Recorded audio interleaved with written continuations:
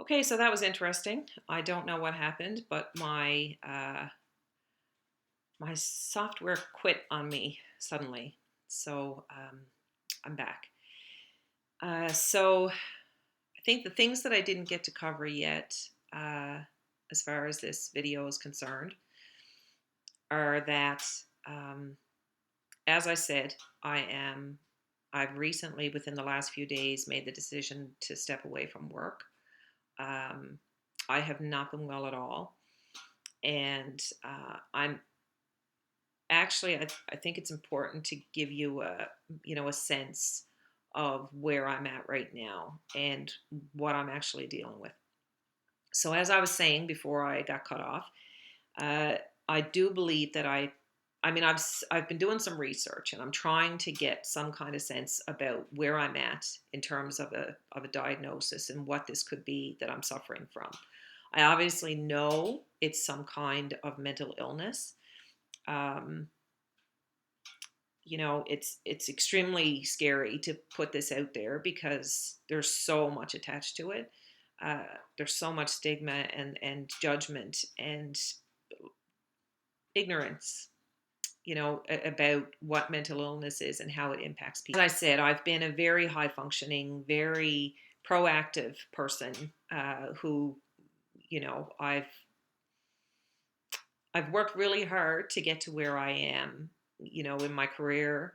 And, I'm very proud of that. And I love work. I love there's so many parts about my job, my current job, that I love.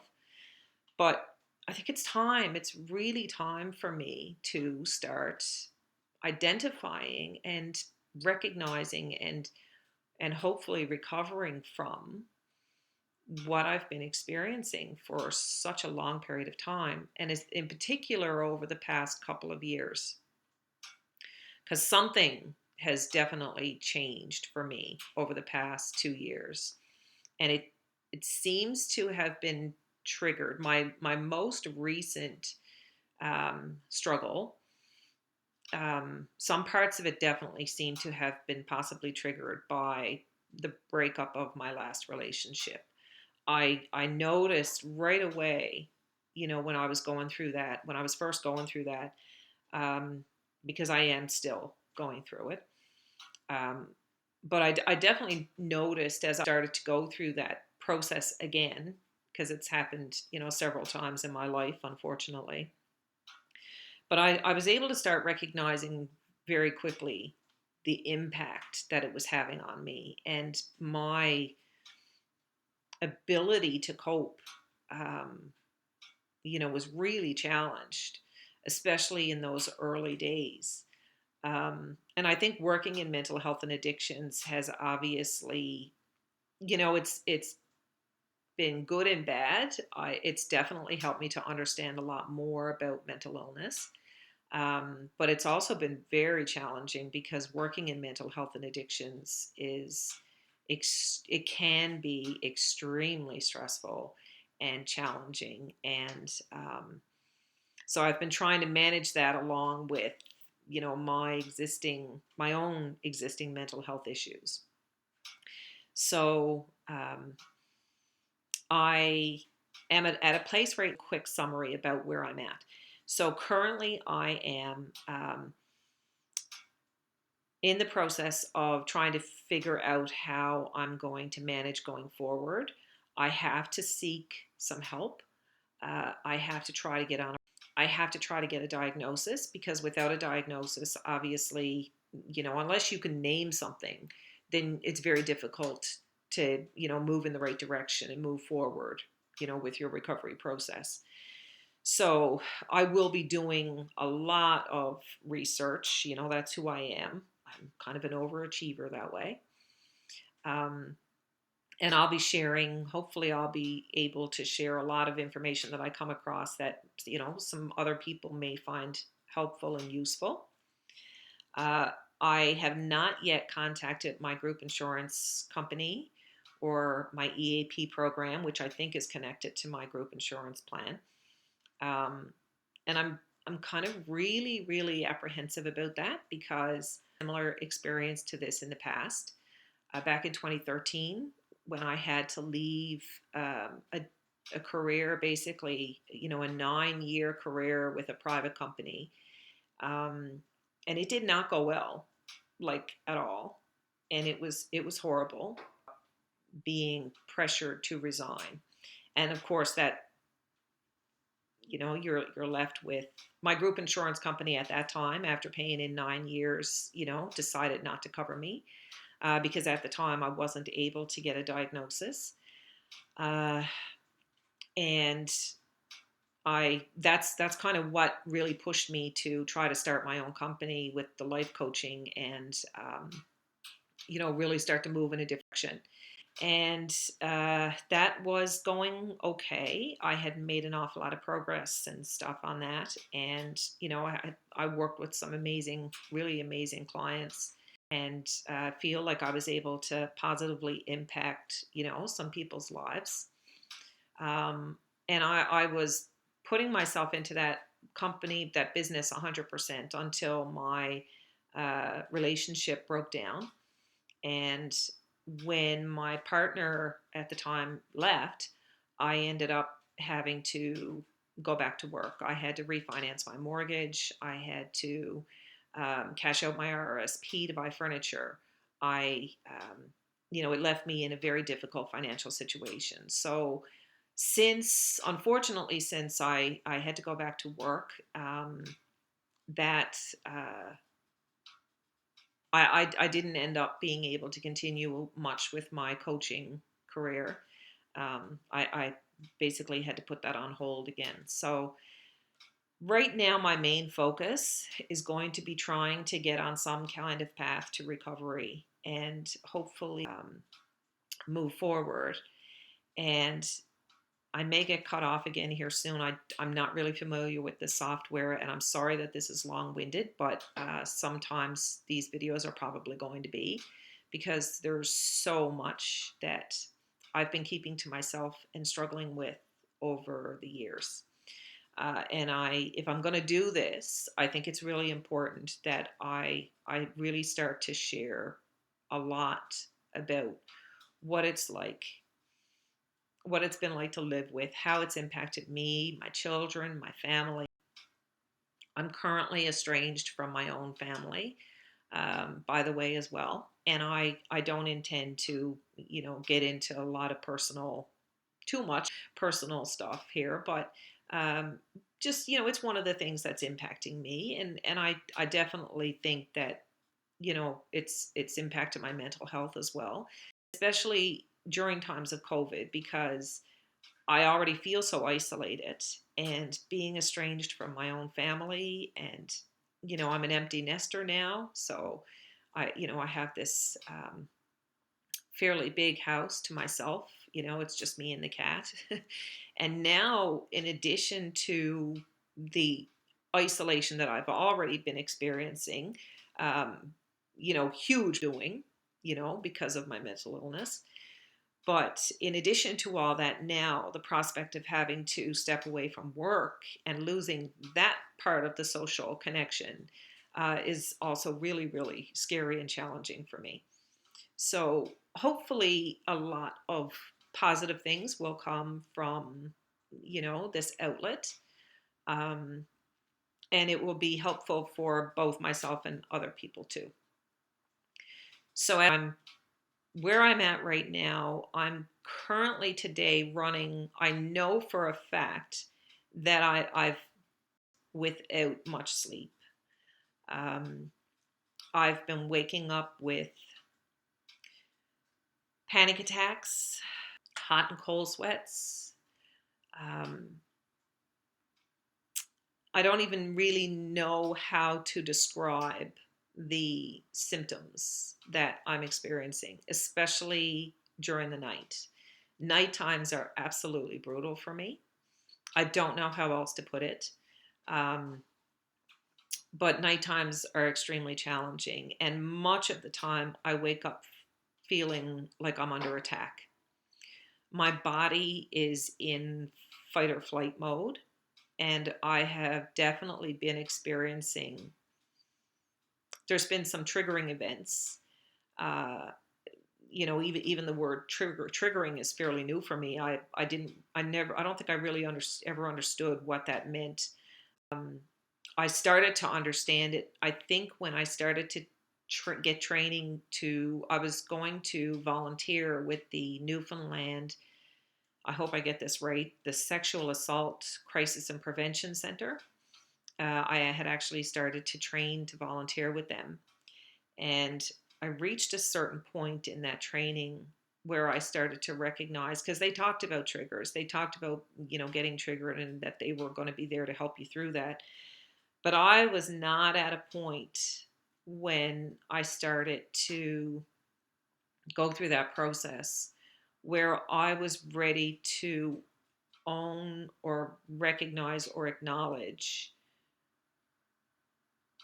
exactly what I've been dealing with and what my own situation has been. So I started when I was going through that training, and I started to get exposed to some of the stories, um, some of those personal stories and people's personal journeys. I actually found myself starting to get really triggered, and my stress level went through the roof. My anxiety and my stress level went through the roof. So unfortunately, I actually ended up having to step away from that training. I wasn't able to complete it because, as much as I really wanted to do it, I just wasn't in the right place. So, and it's interesting, like when I can't follow through with something, I'm actually getting really emotional. Um, when I can't follow through with something that I want to do, there's so much guilt and shame and um, challenge in that for me. Um, but you gotta recognize your own limitations. It's really important that you do that. So that's what this journey is about for me. Is about starting to try to be a little bit kinder to myself, and hopefully start coming with um, exactly what it is that I've been dealing with, and hopefully really get some help that makes me able to move forward. So, um, my goals for today. Yesterday, I actually had to um, bring my some of my tools and stuff back to work, which was difficult. But I had to contact my employer, try to figure out what the next steps were going to be. And that's always difficult and challenging and scary. But I got those things done. It was good. I felt a sense of relief to hand in the phone and the keys and all that, because it was one weight off my shoulders. And but I was really hoping last night was going to be better in terms of sleep, and that's probably one of the reasons why I'm a little bit emotional, is because, like I said, I've been about 4 days, 4 nights now without much sleep. Uh, when I woke in the middle of the night last night, I actually ended up taking a sleep. That was about 3:30 this morning. But you still wake at your regular time. This is not a prescribed medication. It's just a over the counter that I take sometimes, and most often it does help. Um, and I did get a couple of quality hours, I think, between 3 o'clock and sometime around 6:30 this morning. Uh, but the number of times that I woke, and the number of times that I have been waking, and the symptoms that I've been dealing with when that happens is it's really mind-boggling to me now. And actually, the night before last was the first time that I actually started to journal in the middle of the night about what I was experiencing when that happened. So that's going to be an interesting journey, because I think I'm going to continue with that.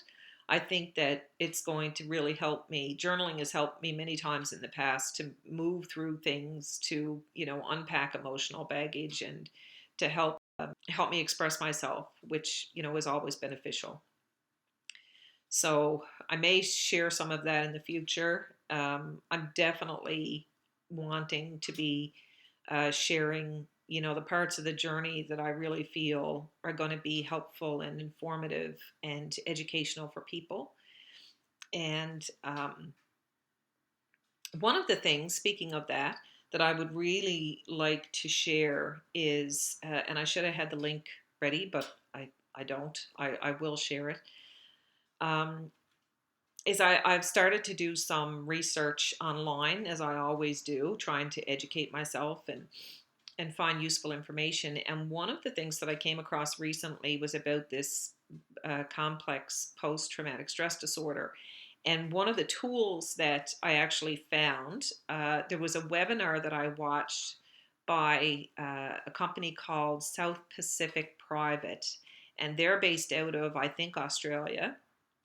And they shared some slides in this webinar that were really eye opening for me, talking about the symptoms people experience and what complex post traumatic stress disorder is. And like I said, I have no idea. I can't self diagnose myself here. I don't know if that's what I have or not. But one of the slides that they shared was they call it the mental health platter. And basically, it's kind of broken down. It was really cool. It was broken down like Canada's food guide almost, like with different sections and stuff. But it recommends the different elements that you have to try to put into each day in order to be able to experience your optimum mental health. So I thought that that was cool because it was the first time I actually saw a visual in color and everything else laid out on a plate as to what the elements are that you should be trying to put into every day. And I mean, obviously, I'm 52, so and I've spent, like I said, thousands of dollars on research and personal growth and books and all these trainings and all these different things. So I'm pretty well versed in what helped, and not to mention my own personal journey in terms of what I have experimented with and used to help myself, throughout this struggle. And obviously I've told many people, the people that I have shared, my some of my experience with, um, one of the biggest assets for me, the benefits has been, or the things that I've used, the tools, I guess, that I've used to help myself has been exercise. I mean, if I don't get, and I learned this many years ago from a professional that was brought in to a company that I worked with in Nova Scotia. One of our co-workers at the time had committed suicide, and they brought in, the company that I worked for at the time was amazing, and they brought in a professional to help us, a professional counselor to help us deal with the fallout from his suicide. And I remember I've always carried this with me because one of the sets of tools that he gave us at the time was, he said that if he took on a new client, he would not take on a new client unless they agreed to three things. He said they had to agree to eat 3 square meals a day. They had to agree to try to get 8 hours sleep a night. And if I recall correctly, I think they said that you had to try to get at least 20 minutes of exercise 3 times a week. I believe that those were the three that he had shared with us. And that stuck with me over the years because, like I said, when you are in a position such as myself, you're struggling with mental illness, um, it's so important, it's so critical to find ways to help yourself. You're always on the lookout for things, hopefully, you're always on the lookout for things that are going to help you. And that one has really stuck with me through the years. I've shared it with coaching clients, I've shared it with friends, I've shared it with coworkers, um, because I think that those three things are really the foundation of it when it comes to our mental health. So I've kept that in my mind over the years. I haven't always been able to practice it, but I certainly try. And there are many, many other things that I have, found and used over the years to help myself, try to um, improve the quality of my life. So I will be sharing many of those hopefully throughout this journey. Um, so yeah, getting back to the whole mental health platter. So obviously exercise and sleep and eating and all that stuff is on there, but they also talk about the importance, excuse me, things like focus. There's focus time that you should be putting in. There's time that you should be putting into each day. I think self care is a really part of that, important part of that routine. So I will try to find a link to that webinar and share that, because especially if anybody comes across this that believes they could be, suffering from some kind of mental health issue. I don't necessarily believe that it's necessary for you to be suffering from PTSD or CPTSD or anything like that to be able to benefit from some of these tools. I think that it's just really important for everybody to know, what some of these tools are, so that they can, hopefully use them in their own lives. So I will try to find that link and share it. uh, it's been quite some time since I, did anything like this, and so I'm really unfamiliar with the whole, video making and technology side of it. But I'll work with it. I have to start to, accept some imperfection when it comes to, putting the stuff out there. I think it's one of my biggest challenges. I tend to be a bit OCD, and I'm a perfectionist, and you would never say it to look at me right now, the state that I'm in, and the state of this video and all the rest of it. But I'm at the point where I don't care anymore. It's not what's important. What's important is the connection for me, especially right now. And I think for so many of us who are, home cowering in fear from COVID, and suffering from isolation. So, I'm really hoping that this is going to be a positive experience. And, if all else, just please be kind. Be kind to yourselves, be kind to me, be kind to each other. And, you know, and hopefully I'll have some people join me on this journey as I move forward. So, as I started to say earlier, I have a couple of goals that I need to try to accomplish today. I am on very little sleep, but it doesn't matter. You got to do what you got to do. So, um, and I typically can't. I have tried to nap during the day, but I find it really challenging. So, hopefully, as I move forward, sleep will be a little bit less elusive, and as I move through some of this stuff, hopefully I'll get in better and better shape. But for today, I plan to learn my EAP program. I'm really hoping that they can offer me some assistance and some guidance and some help. We'll see how that goes, and I'll share that with you in future videos. Um, I do have a doctor's appointment. My first doctor's appointment is set for Tuesday coming.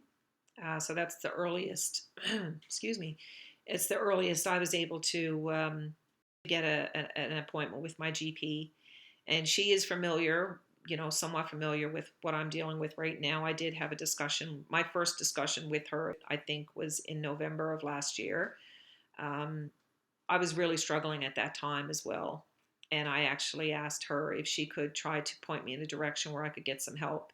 And I am currently, she did refer me to the trauma program with Eastern Health. And so I'm on the waiting list into the trauma program.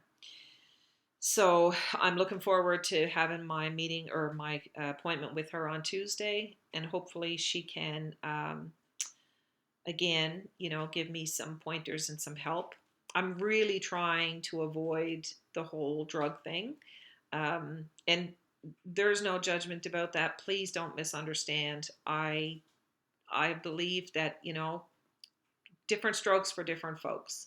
But for myself, it's really important that I try to find natural ways to help myself, and I have, like I said, found many.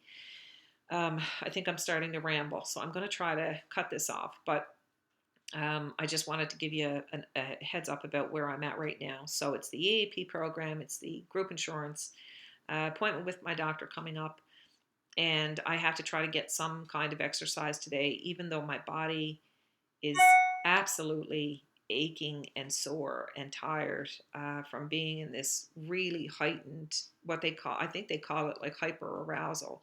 And I've been in that state now for 3 or 4 days, so it's getting really exhausting. Anyways, I think that's it for now. I'm sure you're tired of listening to me, um, but I will continue moving forward. And if I find that, I think I'm going to be sharing this whole journey on my company page on Facebook as well. So that's Forward Coaching and Consulting Services, just because it's all intermingled, it's all related. Um, so I will hopefully find that link for that webinar, and I'll be sharing that, somewhere above, below, on my Forward Coaching Facebook page, somewhere. I'll probably make sure that it gets out there. Anyways, thank you so much for, for tuning in and listening to this. And I hope you stick with me moving forward. And, hopefully some of you will go on this journey with me, and we'll do it together. Anyways, that's it for now. Thanks so much for watching, and hopefully stay tuned and stay safe out there. Scary time. All right. Oh, thanks.